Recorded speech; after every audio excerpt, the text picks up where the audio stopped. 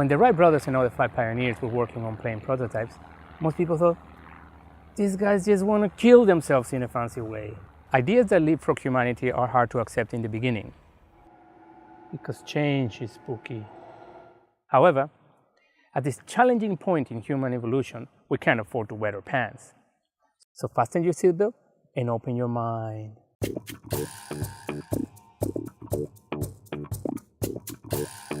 There are over 4 billion people living in cities today. By the end of the century, there will be 9 billion people. The majority of these new city dwellers will live in developing countries. In our current economic system and urban model, this translates into more slums for the poor or more skyscrapers for the middle class. No matter whether in the developing countries or the rich world, the consumption pattern of the middle class results in pollution of air, water and soil, as well as the destruction of ecosystems. The Pukika Experiment is a plan B to house some of the up-and-coming urban population in a way that protects the environment and offers people an escape route out of poverty. Pukika is a self-sufficient city designed for 3 million people.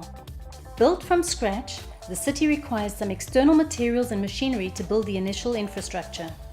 After that, the city produces all the goods and services its population demands.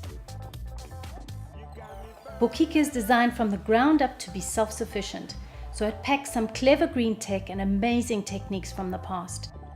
The experiment tests behavioral changes and it redefines how we reward success.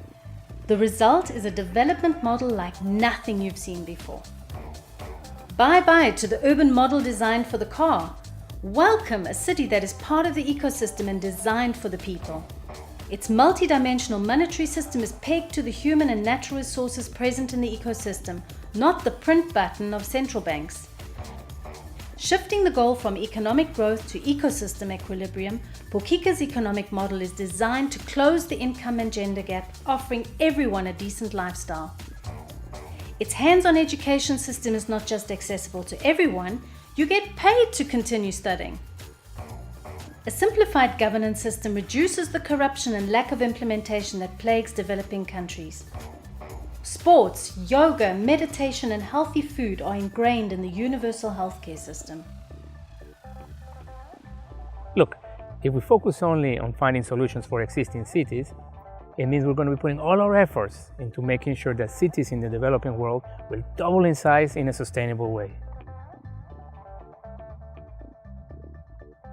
The Pukika Experiment, targeting 3 million out of the 4 billion that we need to build urban housing for, is about not putting all your eggs in one basket, especially not when the plan in place for cities in developing countries is to become like rich cities look today, while they double in population and struggle to secure funding for the bike roads on the damn blueprints.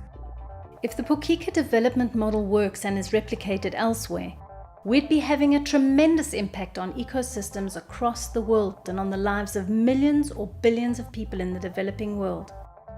The coolest thing about Pukika is that it's an experiment, not a theory, so we have a plan in place to execute the moonshot of the century. Pukika is currently in the embryonic phase, the first of 5 phases. If you want to learn more about the Pukika experiment, watch the overview video, a sound plan for a crazy idea.